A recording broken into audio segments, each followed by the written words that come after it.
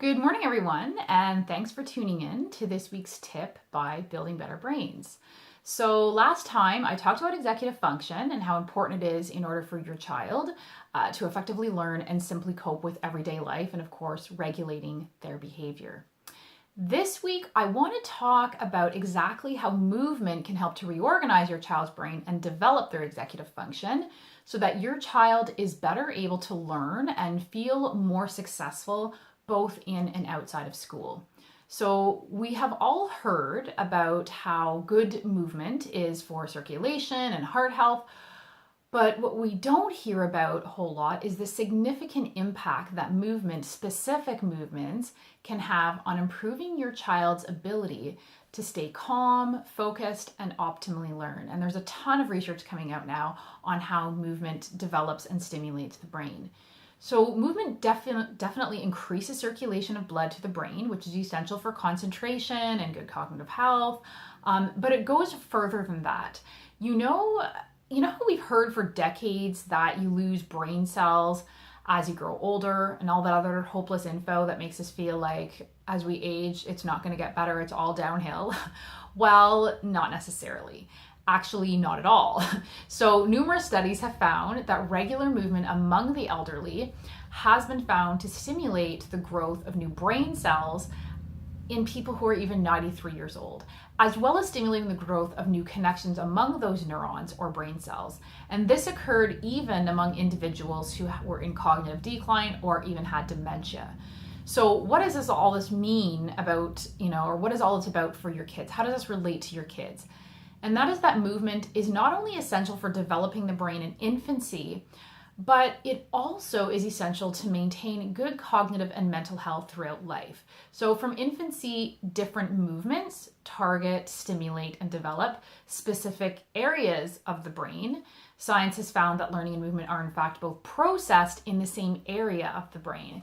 And while this might not seem significant, it is when you consider that children with ADHD and learning difficulties often skip milestones or do not do them for very long.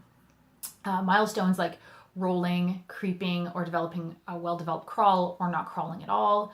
These basic movements are critical to developing the lower brain levels so that the higher brain levels can function optimally. And I know I've talked about this before, but many of these movements occur when babies begin to have floor time. But many kids today are getting insufficient floor time. They're not getting enough tummy time due to the overuse of walkers and saucers and baby swings and all these other well-intentioned inventions that definitely make life more sane for both mom and baby. And while they seem to be making life easier for everyone in the short run, overuse of them in the long run takes away from the movement that is critical to brain development in the first year of life.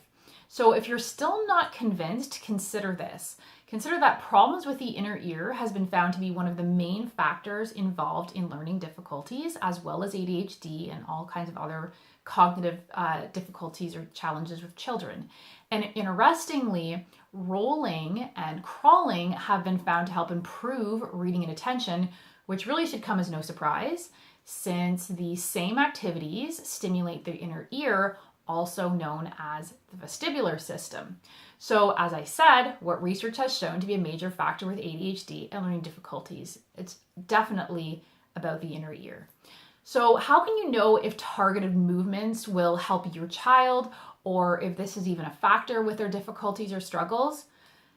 Problem with fine and gross motor skills. So that's a huge red flag. If they have poor coordination, balance, fine motor skills are weak, low muscle tone is often a hallmark of children with learning and behavior challenges. And this can show up as anything from poor handwriting skills and art skills, clumsiness, constant fidgeting, and many other habits that can be everything from mildly irritating to a complete inability to self-regulate or learn. So, and I just want to mention that these kids might be excellent athletes. I have many parents saying, well, he's really good in sports, he's not clumsy, but maybe they have poor handwriting or self-control. Maybe they hit too hard. They don't realize how hard they're hitting because they have poor body awareness. That's all very much connected. And I've taught many a student who cannot sit still in class because they lack the fine motor skills necessary for perhaps good penmanship or good art skills. They are really good at sports, but when they come in my office and I do a screening, their balance is not really what they thought it was. So frequent meltdown, sensory overload, learning difficulties, poor attention, this can all originate in a lower brain that is underdeveloped. The good news, it's never too late to change the brain. It starts with developing those lower brain levels. So when I do a screening and parents learn their child maybe has certain areas of their lower brain is underdeveloped, their first reaction is panic, because many of us have the outdated belief that the brain cannot be changed. And that's simply not true. So I mentioned before Dr. Norman Doidge's books, New York Times bestselling books, The Brain That Changed Itself and The Brain's Way of Healing. And he explains how science has shown irrefutably that the brain can change at any age and that the lower brain levels can be developed. So the way it works is that different movements help to merge the right and left hemispheres or sides of the brain, as well as the top to the bottom, as well as the front to the back. And when the brain is not working in kind of an interconnected way, this is when you're going to see problems with learning and behaviors. And a whole brain child learns well, is calm, is happy, is focused. And if that's not happening, chances are there's some disorganization going on within the brain. So if your child walked before they met these milestones, then areas of the brain connected to those movements also usually do not fully develop. And these areas can relate to self-control, the skills that are necessary to read, as well as to focus and to be able to filter out distractions. So thankfully, movement therapy helps to wake up areas of the brain that are underdeveloped through exercises that stimulates an infant's earliest movements. So when the lower brain levels are finally developed, the cortex is no longer doing its job and that of the lower brain levels. It can do its job and its job alone. And that is of more intellectual and higher order thinking, all the stuff we see in children who are happy learners and confident children.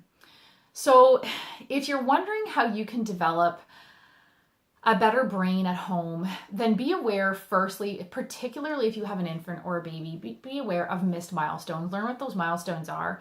And if they seem like they're skipping it or not doing it long enough, then go back and encourage them to do it. And ensure your baby does get plenty of floor time and spends less time in strollers, walkers, and swings. And for school-age children, the best place to start is with regular physical exercise. So the traditional games and exercises that children played before screen time took over the neighborhood actually helps to build the brain, the lower brain levels, in ways that you can't even begin to imagine. So games like skipping, hopscotch, monkey bars, rolling down hills, playing in the sand, dancing little hearts out, climbing trees, balancing on fallen trees or on the curb. All of that does much more than amuse and entertain young minds. Certainly it does, but ultimately it builds better brains. So as your child continues to grow, regular and varied movements and play helps to maintain healthy brain function as well as emotional regulation. So for now, gradually reduce the amount of time your child spends being inactive and indoors. Get them outside doing brain gym, otherwise known as childhood. And if you're doing all that and you're still not seeing results, then reach out for a free 20-minute consult to learn about how targeted movement and learning therapy can transform your child into a happier, more successful learner and just a generally more confident kid. So thanks for watching, everyone, and until next time, take care.